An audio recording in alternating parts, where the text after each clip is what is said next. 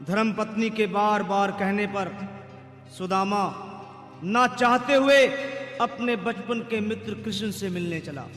द्वारकाधीश के महलों के अंदर जाने का प्रयास किया तो द्वारपालों ने रोका। अरे ब्राह्मण, किधर को जा रहे हो? जानते भी हो यह मार्ग किधर जा रहा है? यह मार्ग द्वारकाधीश श्री कृष्ण के महलों को जाता है। हे विप्र, तुम यहाँ कहाँ भटक रहे हो? ए भाई, जानता हूँ ये मार्ग श्री कृष्ण के महलों को जाता है। मैं उनसे ही मिलने आया हूँ भाई। यह भी खूब रही। द्वारकाधीश से मिलने का यह कौन सा समय है? महाराज अभी दरबार में नहीं है। अरे पंडित जी, श्री कृष्ण अपने महल के शयन कक्ष में आराम कर रहे हैं।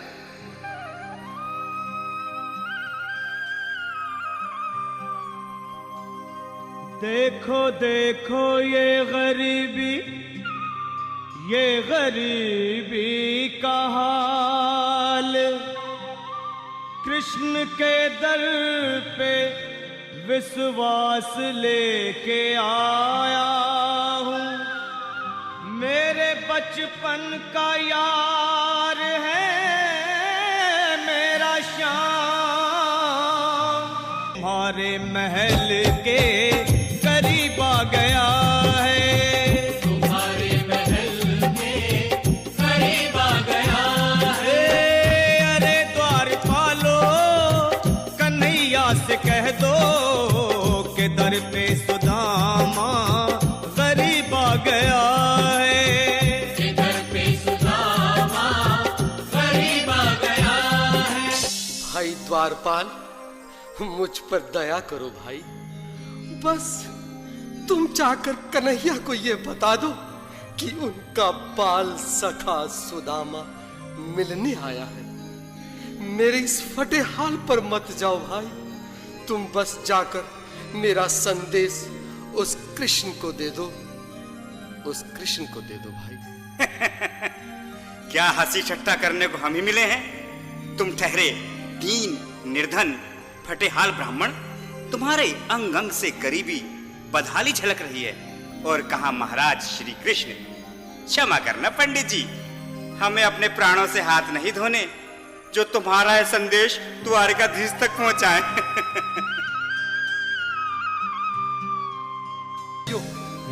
अब मेरी भी सुन लो। जब तक मेरा संदेश उस द्वारकाधीश तक नहीं पहुंचाती, तब तक मैं यहीं बैठा हूं, चाहे मेरे भूख प्यास से प्राण ही क्यों न चले जाए।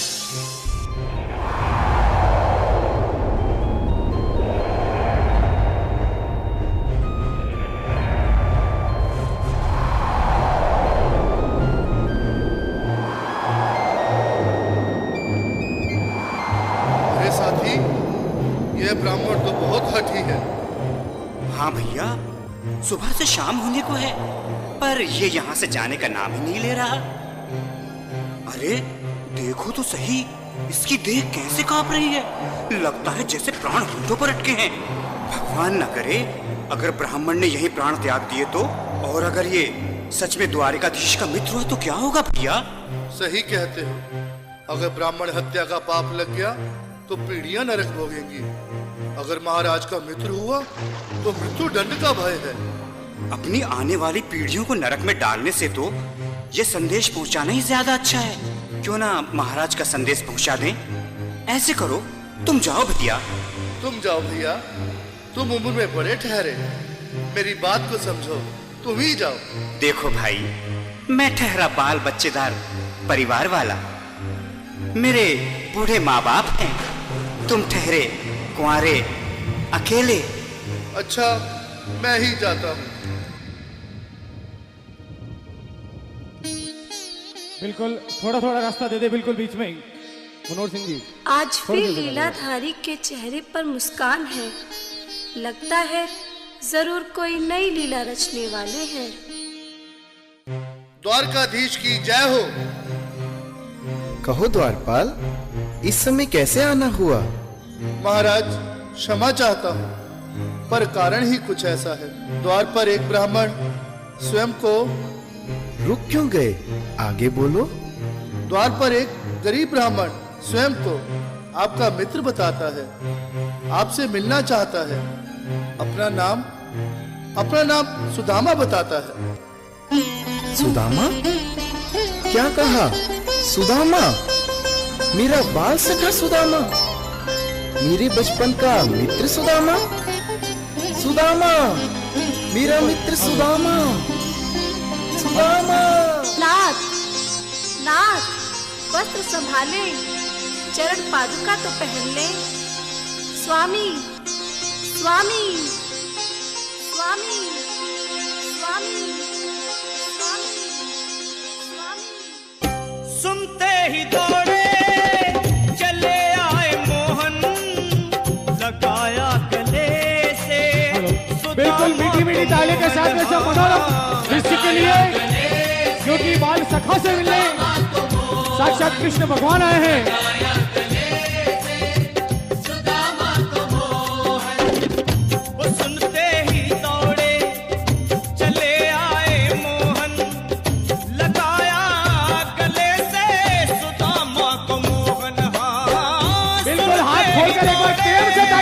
सभी बोलो कृष्ण कन्हैया लाल की। लगाया गले से सुदामा को मोहन, लगाया गले से सुदामा को मोहन।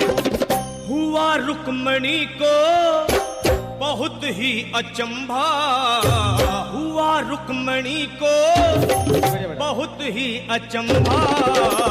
ये मेहमान कैसा अजीब आ गया है, ये मेहमान कैसा अजीब आ गया है। हाँ, हुआ रुक्मणी को बहुत ही अचंभा। ये मेहमान कैसा अजीब आ गया है, ये मेहमान कैसा अजीब आ गया है।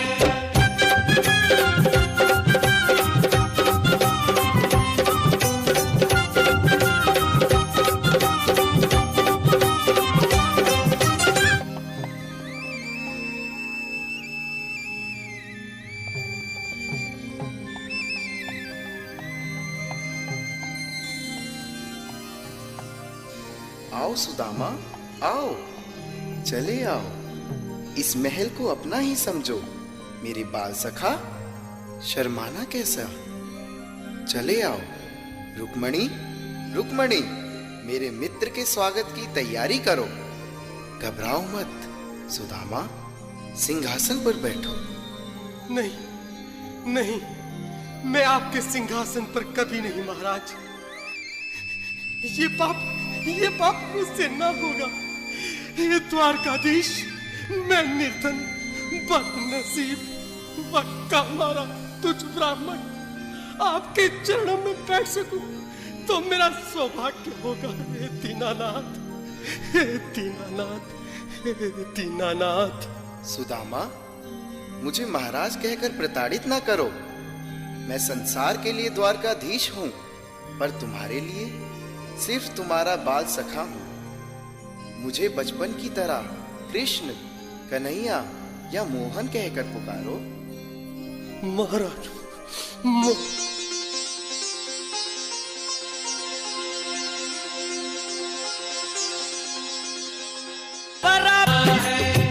खुशी का समा तेरे करीब आ गया है, खुशी का समा तेरे करीब आ गया है। बिल्कुल एक बार पुनः मीठी मीठी ताली बजाते जाएं। प्यारे